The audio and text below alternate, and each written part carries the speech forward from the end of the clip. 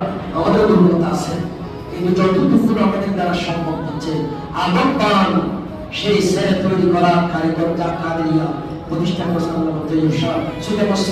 আল্লাহ সন্তানেরা, এরা আমাদেরকে এগুলো দিয়ে আমাদেরকে আদবওয়ালা বানানোর একটা প্রতিষ্ঠান আমাদেরকে দিয়ে গেছেন। সেজন্য পবিত্র গ্রন্থ থেকে আল্লাহর ওলিদের কাছে গেলে মানুষ আদববান হয়, আদবওয়ালা যারা হয় তারা আল্লাহকে পেয়ে যায়।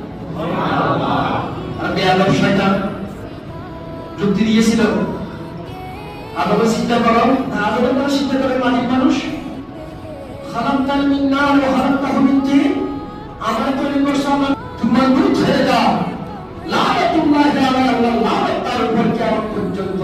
আমার মেয়ে বলল খুব আদব করে বাবা আদবকে ফেরেশতারা সিজদা দিয়েছেন।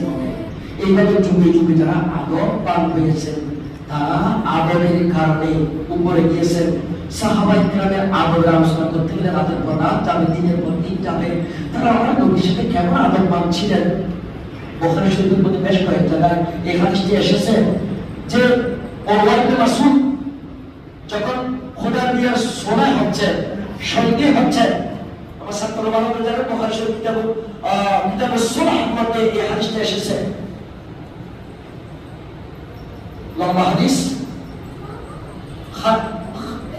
হুদায়বিয়া এলাকায় সাহাবায়ে কেরামকে বললাম হযরত ওসমান রাদিয়াল্লাহু তাদের কাছে নবী হয়ে পাঠিয়েছেন, আমরা শুধু ওমরা করব, তাওয়াফ করব, সাই করব, মাথা মুন্ডে শুরু করে চলে যাব, আমাদের বাড়িতে যাব না, আমরা দখল করব না, আমরা তোমাদের যুদ্ধ করব না, ইত্যাদি।